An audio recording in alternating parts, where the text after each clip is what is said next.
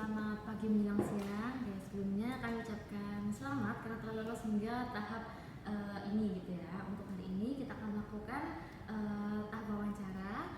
Sebelumnya perkenalkan dulu, aku Vivi dan juga ini rekan aku Kamila yang nantinya akan membantu dan memandu proses wawancara pada pagi hari ini. Nantinya untuk wawancaranya santai aja, nggak perlu tegang, kayak anggap aja kita lagi ngobrol biasa gitu ya, biar nantinya kita enak untuk mengenal kamu lebih dalam gitu ya.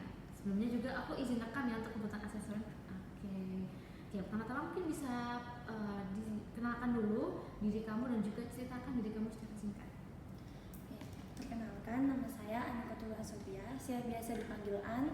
Saya dari angkatan 2024. Saya memiliki pengalaman organisasi selama di kampus yang membuat saya belajar untuk melatih manajemen waktu dan juga manajemen organisasi dan kolaborasi tim dengan baik. Oke. Nah, kalau boleh tahu ini kan ada beberapa pilihan magang ya di UT itu lagi oprek semua tuh. Kenapa kok akhirnya kamu memutuskan LP3T menjadi pilihan pertama kamu? Karena saya memang merasa minat saya tuh ke LP3T banget gitu kan. Waktu expo kemarin itu keliling-keliling gitu kan, terus habis itu nanyain ke kakak-kakak yang dijaga di bot LP3T, terus katanya itu isinya tentang rekrutmen, pokoknya kayak HRD gitu loh. Nah jadinya merasa kayaknya nih kalau ikut magang di sini tuh kayaknya bisa dapat ilmu yang banyak banget gitu lah. Oke. Nah, selain di LP3T nih, kamu kira-kira ada rencana daftar magang di tempat lain juga? Pilihan kedua aku sih di unit harapan tuh PTPP. Oke. Selain di Siko ada di luar itu?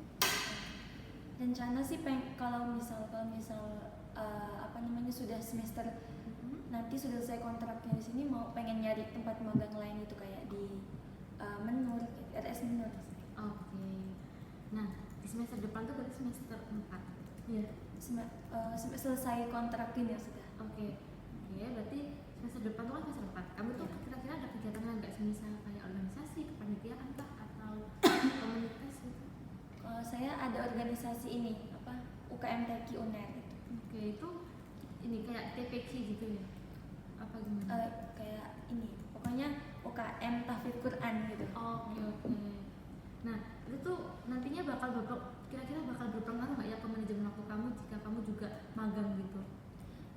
Berpengaruh karena kan memang harus membagi waktu antara organisasi, terus magang, terus juga penugasan gitu. Jadi gimana caranya saya biar bisa bagi waktu dengan baik gitu. Oke. Nah, kalau aku melihat dari biodata kamu kan kamu cukup aktif ya ngikutin yang aktif sekarang lagi 2 ini ya, pengurusan gitu ya.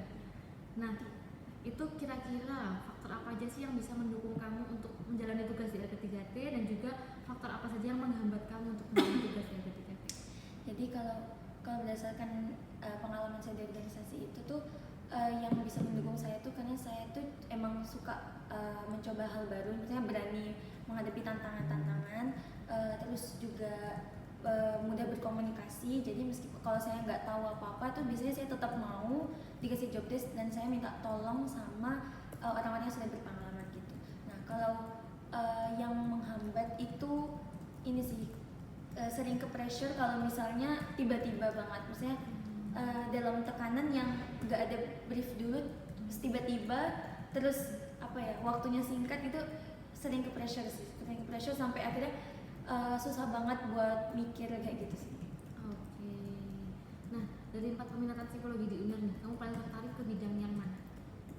Dari 4 peminatan, iya. Saya tertarik ke PIO sih. PIO ya? Kenapa tuh?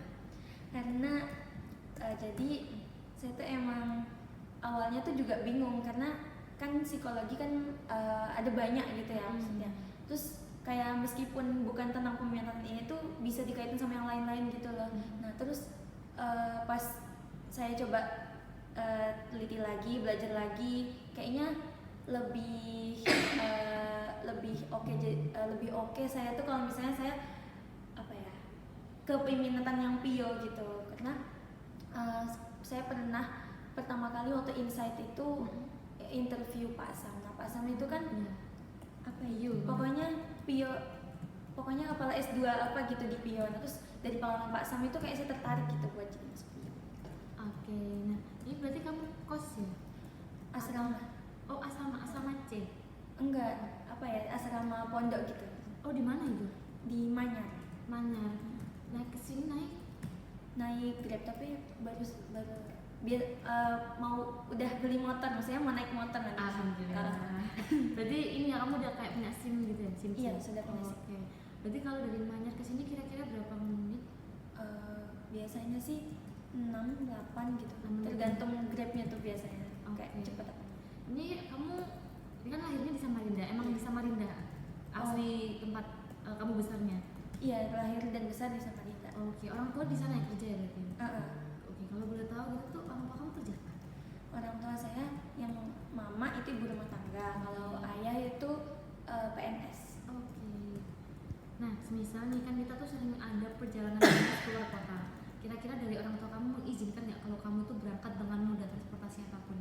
Nah, kalau orang tua saya itu selalu mendukung apapun yang saya lakukan asalkan itu emang apa ya, emang bagus gitu, bukan yang nyeleneh-nyeleneh. Oke. Nah, ini kita cuma mau mastiin aja bukan yang gimana-gimana. Nah, dalam waktu setahun ke depan itu ada rencana untuk menikah atau punya anak? Oke, oh gitu. Nah, kan kamu cukup aktif ya nih, ikut Insight, terus juga UKMTQ, kan pasti juga perlu manajemen waktu dan karena juga ada dimana kamu tuh sibuk dua-duanya gitu kan.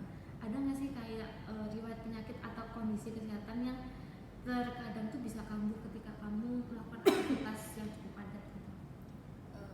Sejauh ini sih enggak sih. So far aman Ya, cuman ya kadang-kadang kayak burnout gitu, terus ya tinggal apa ya, tinggal coping stressnya aja gimana, kayak scroll TikTok apa ngerjain tugas sambil dengerin musik gitu aja sih.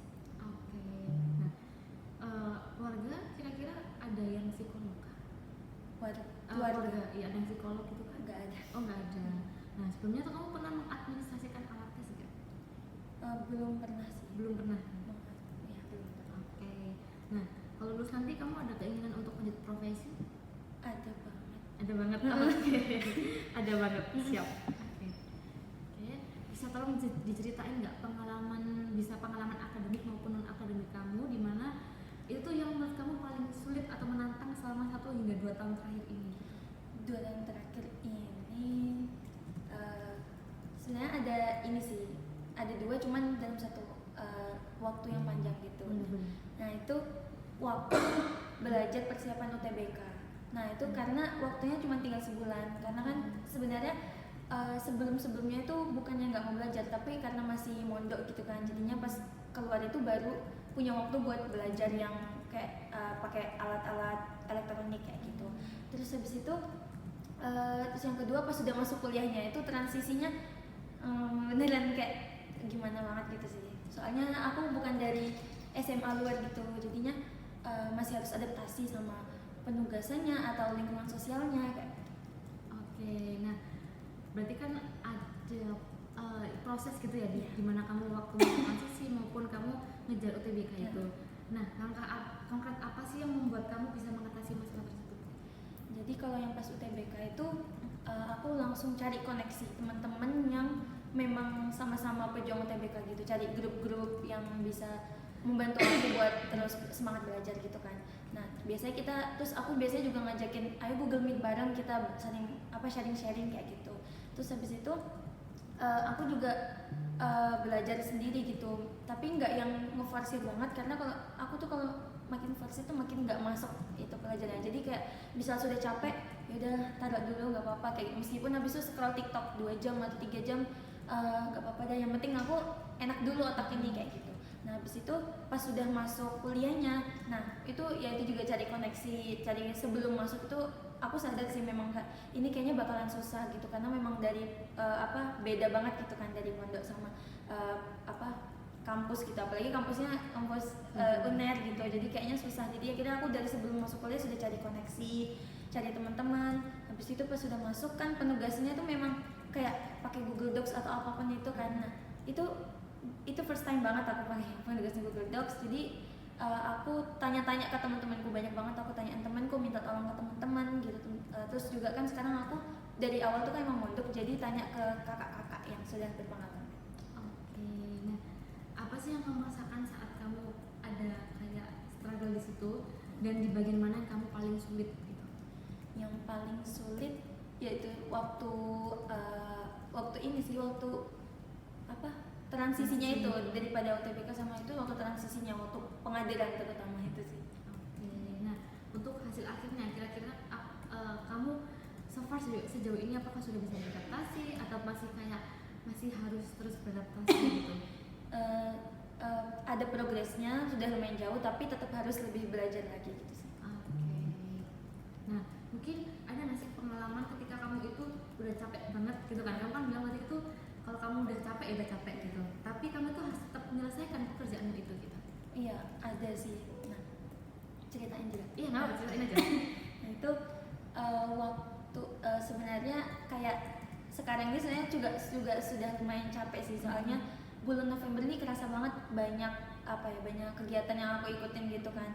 Terus dari dan puncak prokernya tuh kayak bulan ini kayak gitu, kayak kepanitiaan Kalbir. Terus itu sebentar lagi juga bakalan mau proker besar yang UKM-TEKI itu. Terus habis itu juga masih ada skripsi sama insight yang harus aku nganuin. Nah tuh biasanya terus apa tadi pertanyaannya? Iya, jadi kayak waktu itu kamu sebagai apa dan juga kenapa kok bisa capek banget gitu, dan tugas apa yang kamu lakukan gitu? Oh iya.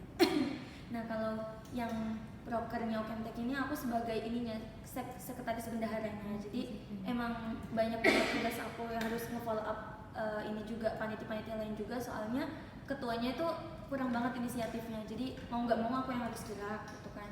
Terus ya kalau insight masih aman sih, cuman kan tetap harus aku punya job list juga di sana kayak gitu. Skripsi juga kayak gitu. Terus sudah sih itu.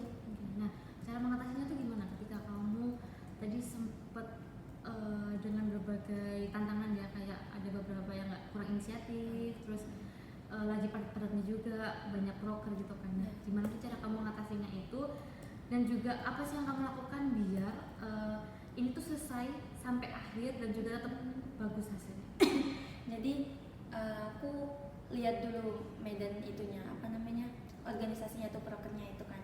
Nah kalau yang di UKM-TEKI ini kan sebenarnya tuh inisiatifnya aja yang kurang, tapi sebenarnya mereka tuh kalau di follow up itu masih mau kerja gitu. Jadi biar aku nggak ngerjain semuanya, aku mau follow up terus, jadi mereka yang lanjut kerjain. Habis itu kalau yang di insight aku ngerjain job listku sesuai apa yang dikasihkan, sesuai tenggat waktunya.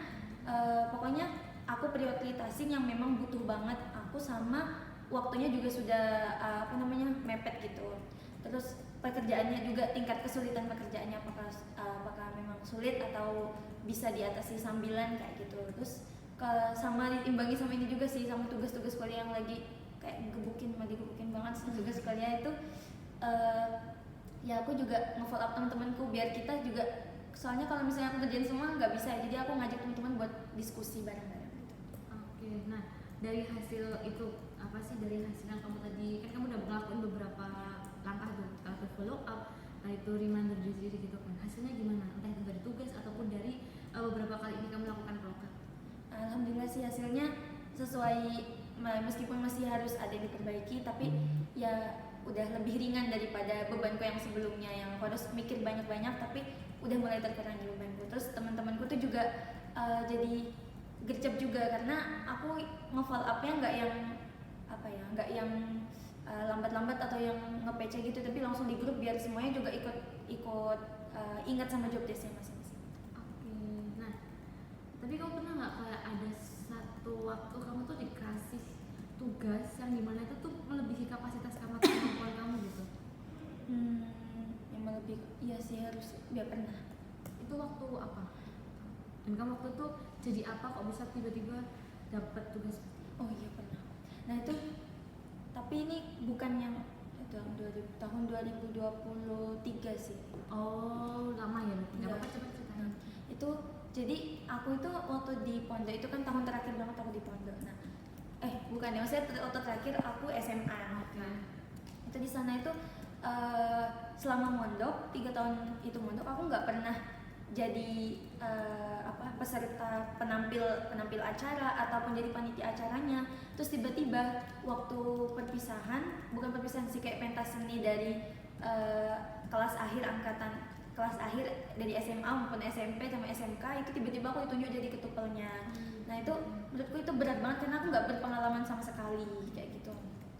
Nah di situ apa yang kamu lakukan biar kamu tuh bisa menghadapi first time tuh gitu loh? Gimana cara kamu biar bisa first time tapi dengan sampai selesai gitu?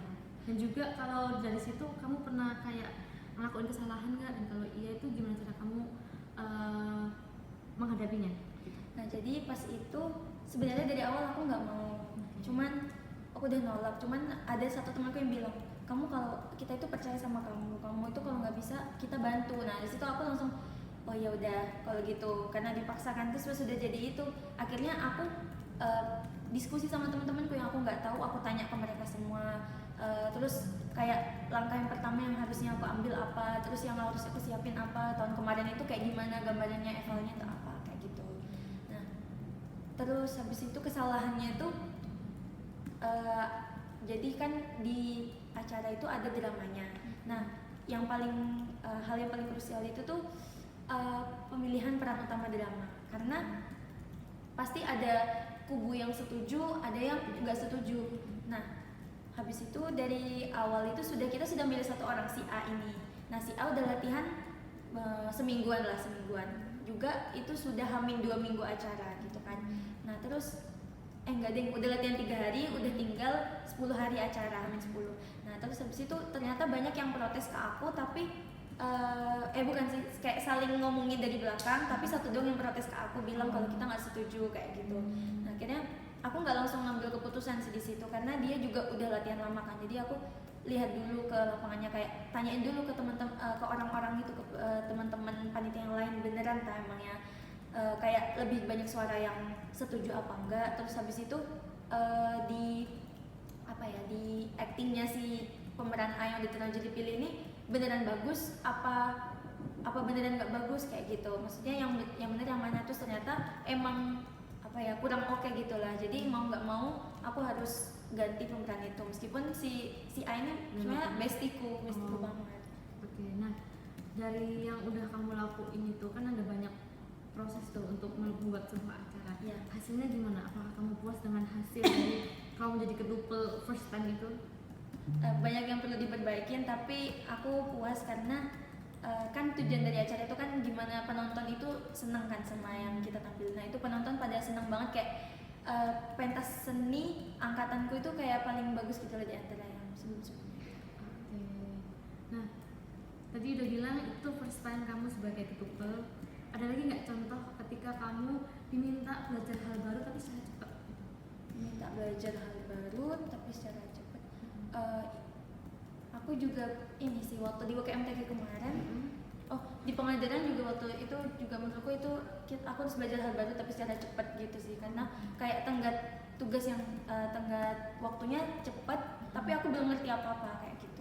Nah cara kamu untuk menguasai itu gimana biar bisa bagus tapi cepat gitu? Nah itu aku baca dulu kayak instruksi tugasnya apa, detail dulu. Habis itu aku minta tolong ini sih, gunain teknologi sekarang kayak minta tolong AI juga interpretasiin ini maksudnya kayak gimana. Terus aku juga tanya teman-teman, terus kayak penggunaan Google Docs aku juga tanya ke teman-teman kayak gitu sih. Oke, nah dari so far kamu yang memanfaatkan segala teknologi terus membaca panduannya itu, untuk hasil akhirnya dari tugas itu tuh gimana gitu? Apakah tepat waktu atau masih ada yang diperbaiki atau bagaimana? Nah kalau yang tugas PKKMB terus LKMM tadi itu masih tepat waktu, masih aman. Tapi kalau PXD ini aku nggak tepat waktu banget karena itu juga aku burn out banget di sana gitu. Oke, nah ini kan kamu ikut banyak kegiatan ya, BSO, terus UKM gitu kan. Nah pasti kamu juga berkomunikasi, bekerja sama dengan orang lain, dengan banyak orang gitu kan. Pernah nggak sih kayak ada di suatu divisi atau kelompok kamu itu ada perbedaan pendapat gitu, dan waktu itu peran kamu sebagai apa? Ini baru kejadian kemarin sih, aku masih sebagai staff di departemenku, tapi untuk proker besar kami yang mau kami laksanain ini tuh emang ada perbedaan pendapat. Jadi pokoknya ada masalah di mana yang sebelumnya itu proker kami yang biasanya itu seharusnya menginap sudah kayak jadi rutinitas dari pertama kali ada UKM kayak ini. Nah tiba-tiba dari rektorat itu karena ganti rektor itu disuruh nggak nginap karena efisiensi gitu kan. Nah dari kami sendiri akhirnya dari kadepku sama sekdepku tuh kayak minta pendapat kita semua. Ya ada yang beda pendapat, ada yang bilang mending gak usah nginap, ada yang bilang mending nginap. Nah kalau aku sendiri sih di kubu yang nginap sih kayak gitu. Di situ kamu sebagai Aku sebagai staff. staffnya aja. Jadi kamu ikut turut memberikan saran atau kamu hanya sebagai penengah gitu waktu itu? Aku ikut memberikan saran. Ikut, jadi itu forum terbuka seperti itu. Iya langsung cuman forum buat departemen kita aja. Oh, khusus departemen kamu Iya. aja. Proker kita. Oke. Nah, setelah tadi udah ada pendapat gitu, itu berarti kamu terselesaikan nggak masalah itu ketika sudah selesai voting dan lain-lain gitu? Iya, terselesaikan. Berarti dengan hasil akhirnya Hasil akhirnya tetap menginap. dengan cara apa? Karena kan dari itu kan efisiensi kan ya. Kalian gimana tuh cara mengatasi suruhan dari UNER yang suruh efisiensi itu, kalian mengakalinya bagaimana? Jadi kami juga punya uang bendahara umum gitu kan, bendahara umum. Nah itu kami nanti tunggu uang dari rektorat itu turunnya berapa. Terus kalau misalnya kita langsung bikin anggaran dana, misalnya masih kurang kita tutupin pakai uang gitu uang dari bendahara UKMTQ. Terus juga makannya itu kan biasanya makannya 3 kali, tapi sering banget yang satu ini nggak diambil gitu sampai lebih banyak banget. Jadinya kita juga kurangin makannya 2 kali tapi minta persetujuan peserta dulu. Oke. Staf apa nih? Departemen Menakosya. itu apa? Tentang biasanya job desk-nya tentang apa? Ini jadi kan kalau KMTQ itu buat santrinya tuh ada ininya, ada program dapat beasiswa dari universitas kalau dia itu bisa Hafiz gitu. Hafiz Quran gitu. minimal hafalannya 5 juz. Jadi yang disetorkan 5 juz. Nah itu prosedur pertama kalinya itu dari sertifikasi, terus daurah yang nginep itu, terus habis itu setelah lulus dua-duanya ini tasmi sebagai bentuk kontrak beasiswanya gitu. Nah itu semuanya yang ngurusin departemen Menakosya. Oke. Berarti administrasi semuanya segalanya di departemen kamu. Iya. Oke. Nah, pernah nggak kamu tuh kayak ada satu situasi kamu tuh harus memegang 2 tanggung jawab sekaligus gitu? Iya sekarang sih. Jadi aku harus jadi memang disuruh sama sekdepku tuh aku jadi sekretaris bendahara. Tapi sebenarnya itu nggak yang susah banget karena bendahara juga cuman maksudnya sekalian nyambung gitu loh. Jadi kayak nyatet siapa yang udah bayar, terus habis itu bendahara yang cuma memegang uang gitu kan, nggak yang dibagi-bagi lagi uangnya dibuat apa kayak gitu. Nah terus menurutku aku juga megang 2 selain dari sekben itu sebagai ketua gitu loh di proker yang akan dilaksanakan ini kayak. Itu ketua kamu? Enggak sebenarnya enggak ketua, tapi ketuanya nggak pernah jalan gitu. Jadi harus aku yang ngambil perannya dia. Oke.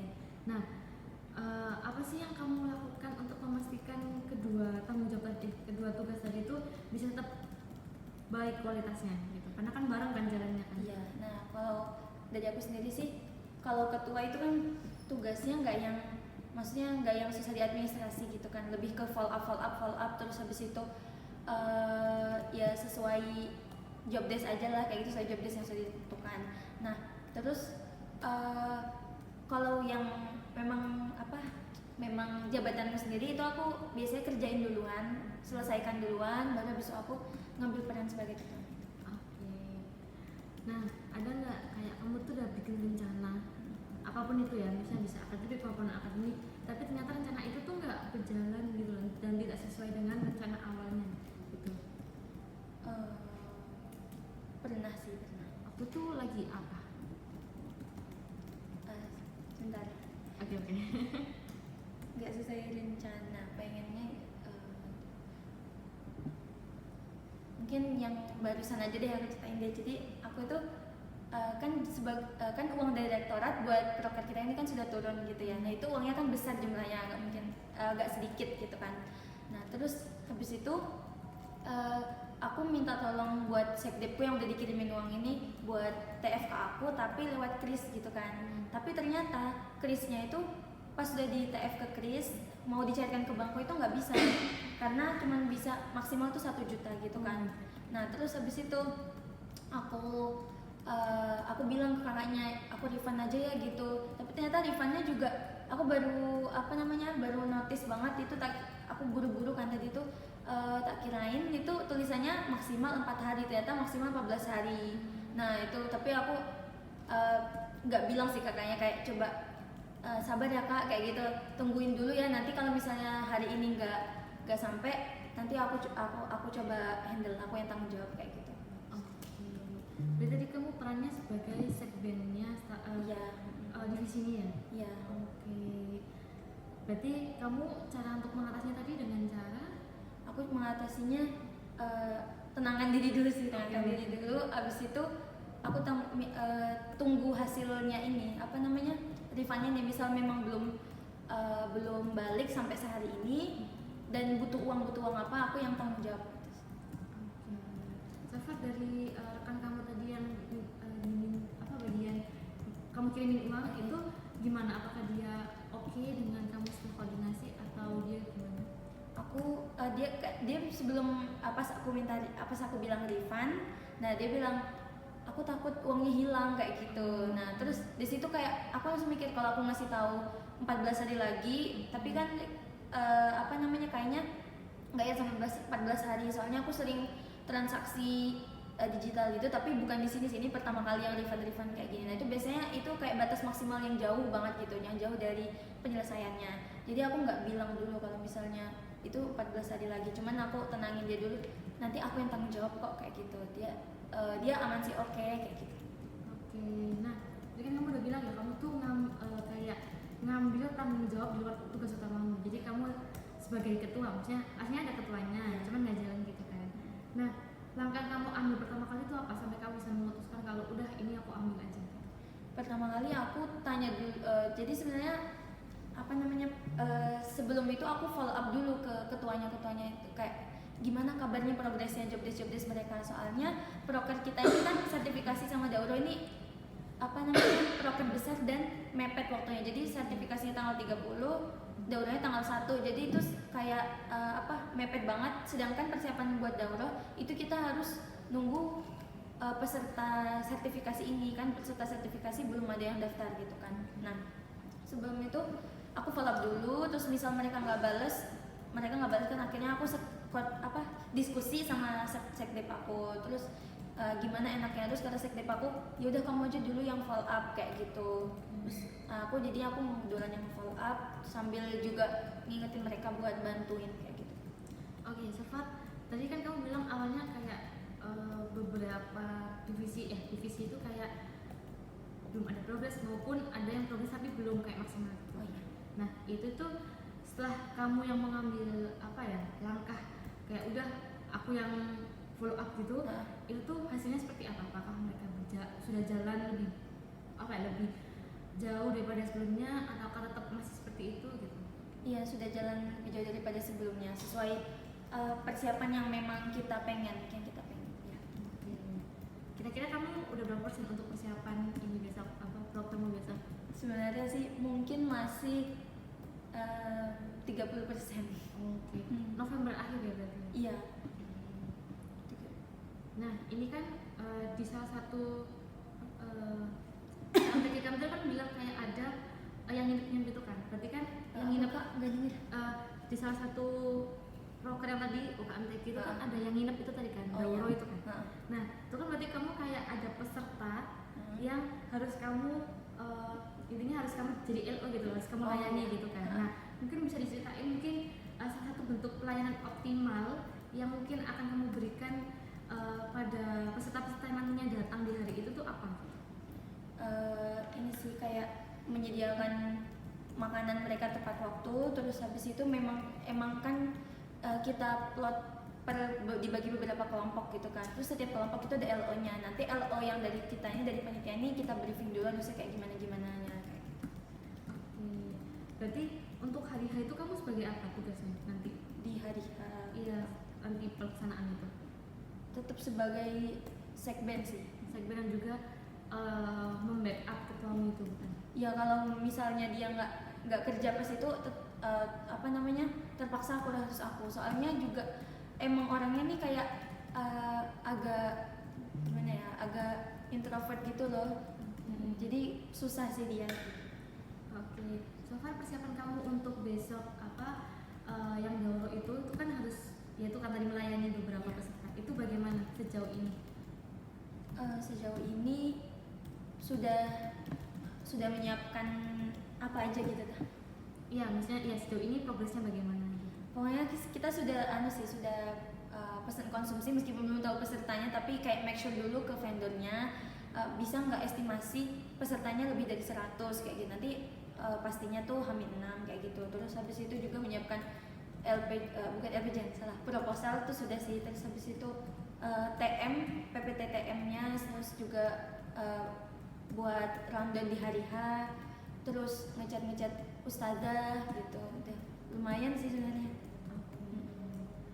Nah, apakah kamu tahu ya kalau di magang LP3T ini tuh tidak berbayar dan juga periodenya 15 bulan? Apakah kamu bersedia? Iya, bersedia. Oke. Nah, sebelum itu aku mau tanya, kira-kira ekspektasi kamu ke LP3T itu apa sih? Kayak mungkin gambaran dari kerjaan magang masuk LP3T itu apa? Kalau gambaranku sih ya kayak open jasa, pokoknya kayak dipanggil-panggil perusahaan gitu buat jasa rekrutmennya karyawan-karyawan, calon karyawan-karyawan gitu. Oke, benar. Terus aku ditanya lagi, jadi kita kan di sini asesmennya. Jadi kita bantu dari mulai sebelum asesmen, nyiapin perlengkapannya, terus hari asesmen kita mengadministrasikan alat tes sampai nanti muncul keluar post asesmen itu, nanti kita kan quality control punya laporan dari klien gitu kan. Nah, selain itu kita juga ada tugas tambahan nih, yaitu seperti membantu menyiapkan konsumsi dan juga kebutuhan asesor gitu kan. Kira-kira apakah kamu bersedia gitu jika tugas tersebut diberikan kepada kamu? Bersedia banget. Oke, berpengalaman gitu ya berarti? Konsumsi. Iya, konsumsi. Oke.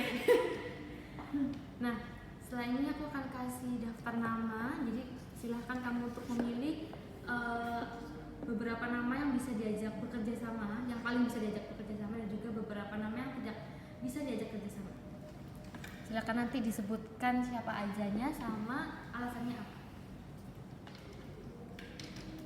Yang bisa diajak kerjasama dulu ya? Iya. Yang bisa diajak kerjasama itu ini sih, Atskia. Nah, terus kenapa dulu apa Kenapanya dulu? Karena Atskia ini memang saya matkul dari semester 2 tuh selalu kelompokan sama dia, dan saya tahu kerjanya itu kayak gimana kayak gitu. Dia orangnya teliti, lumayan teliti, terus habis itu kayak mau gitu loh kalau misalnya ada sesuatu, contohnya kayak waktu kemarin kita praktek PMPK itu kan hasil kita tuh kayak kurang banget gitu lah dibanding yang lain. Nah dia tuh karena kita nggak bisa di waktu itu, dia rela buat kesana sendiri naik, maksudnya nebeng ke teman-teman yang lain kayak gitu. Terus kalau yang enggak itu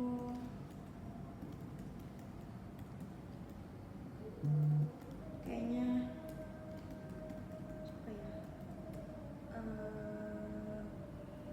Musa, Alida, Inas, Buka, Sarah, Ilmu kayak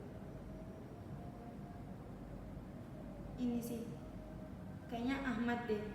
Ahmad, soalnya kadang sebenarnya Ahmad itu kerjanya bagus sih, cuman kadang aku tuh gak yang seret gitu loh kalau kerja sama dia, jadi aku kayak gak bisa kerja maksimal karena ini interpretasi pribadiku ya. Itu kayak kelihatannya agak mau yang paling bagus gitu lah. Itu sih, itu interpretasi pribadiku. Oke. Tapi sebenarnya kamu pernah kerja bareng ya? Gak yang kerja kelompok sih. Pernah nggak ya kerja kelompok gitu? Kerja kelompok, kalau kelompok perkuliahan tuh nggak pernah sih. Cuman sebelum masuk kuliahan itu, waktu itu kita mau ada meet gitu kan, meet up sebelum masuk kuliahan itu pernah survei bareng ke tempat buat meet upnya itu yang sih.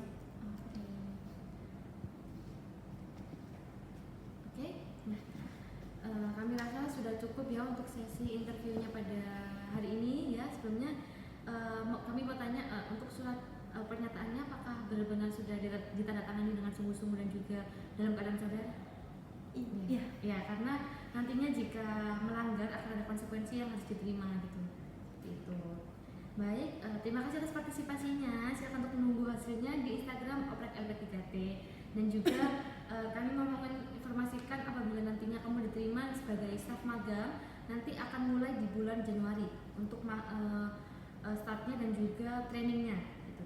Oke, kamu bersedia untuk di bulan Januari mulai start gitu? Oke, nah terakhir kami mohon bantuannya untuk tidak menginformasikan pertanyaan wawancara kami ke luar karena nantinya akan merugikan kamu sendiri. Oke, apakah ada yang ingin ditanyakan? Boleh tahu kalau misalnya keterima magang itu bulan Januari tanggal berapa? Itu masih belum bisa dipastikan kapannya sih ya, karena kita juga menimbang beberapa hal juga untuk kapannya itu, tapi yang bisa dipastikan adalah startnya memang Januari gitu. Boleh satu lagi kan? Boleh nggak apa-apa. Itu biasanya kalau kan waktu di boot kemarin aku pernah nanya ke kakak katanya LP3 itu tuh nggak yang sering banget ke luar kota daripada PTPP kayak gitu. Emang berarti lebih sering PTPP yang keluar kota gitu? Kebetulan, tapi sebenarnya itu tuh nggak mesti sih. Kadang mungkin ada periode yang dia sering keluar kota, ada periode yang sering di sini-sini aja di dalam kota gitu. Mungkin kebetulan di waktu aku ini tuh mungkin rasio luar kota sama enggaknya tuh 1:3, jadi lebih sering di sininya. Tapi masih beberapa kali ke luar kota gitu. Tapi kadang tuh ada juga angkatan yang dapat keluar kota terus itu ada gitu. Jadi nggak mesti tergantung permintaan klien. Kadang ada klien yang pingin memang kita yang ke sana, tapi ada juga klien yang pingin pesertanya ke sini gitu. Tergantung dari permintaan klien aja sih. Sudah. Sudah cukup? Baik, kalau tidak ada pertanyaan lagi, kami ucapkan terima kasih atas waktunya dan good luck. Terima kasih Kak. Iya.